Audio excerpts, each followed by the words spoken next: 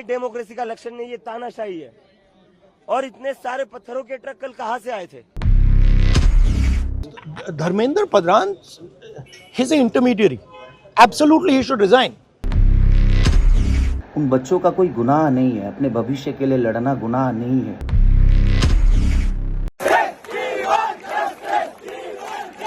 इस तस्वीर को जरा देखिए। एक नन्ही बच्ची अभी से हाथों में भविष्य की चिंता में तख्तियां लेकर जंतर मंतर तक पहुंच गई। इस बच्चे की यह तख्ती बता रही है जो काम पिछले कई वर्षों से कांग्रेस ना कर पाई और ना भाजपा ही कांग्रेस के खिलाफ कर पाई। वो काम अभिजीत दीपके ने इन बच्चों के सहयोग से कर दिखाया। दिल्ली की सड़कों को इतने आम युवाओं से भर डाला कि 8 घंटे तक दिल्ली रेंगता रहा। इसने सरकार के खिलाफ हिम्मत जुटाई और नई क्रांति का बिगुल फूंक। 12 साल में पहली बार भाजपा सरकार के खिलाफ क्रांति का अलग सीजेपी ने जगा दिया। लोग खुलकर बोलने लगे। कुछ लोग ये भी कहेंगे कि इस आंदोलन का नतीजा नहीं निकलेगा, कुछ लोग इसे विफल भी कहेंगे। लेकिन भारत का इतिहास 1857 से लेकर 1947 तक देश में जो भी आंदोलन हुए वो क्या सभी सफल हुए? सफलता का प्रतिशत उस समय ना के बराबर, लेकिन जंतर मंतर पर इस बार का आंदोलन ऐसा किया गया कि देश में चर्चा का विषय बन गया। ये डेमोक्रेसी का लक्षण नहीं, ये तानाशाही है।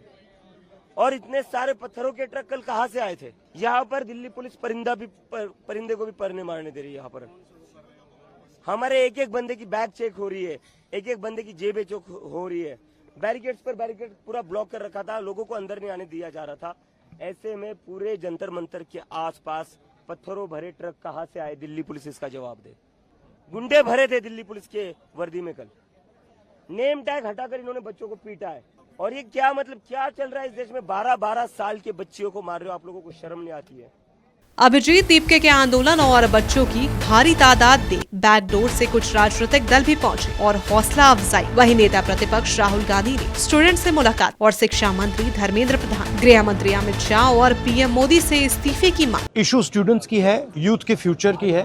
और ये जो किया जा रहा है, लोगों को मारा जा रहा है, पीटा जा रहा है, this is completely un Indian. Modi ji has not even apologised for what has happened yesterday. Now ये जो युवा हैं, ये एजुकेशन सिस्टम के बारे में, टेस्टिंग सिस्टम के बारे में प्रोटेस्ट कर रहे हैं। Dharmendra Pradhan, he is an intermediary. Absolutely he should resign. But Dharmendra Pradhan hasn't beaten up the students. Home Minister has. He should resign. And Home Minister reports to Prime Minister. He should resign. What is going on? इधर भोजपुरी अभिनेता खेसारी लाल यादव ने जंतर मंतर के आंदोलन पर भावुक होकर अपनी बातें रखी। और मैं हर उस आदमी को कहना चाहता हूँ जो भी उन बच्चों पे लाठी बरसा रहा है, उन बच्चों का कोई गुनाह नहीं है, अपने भविष्य के लिए लड़ना गुनाह नहीं है।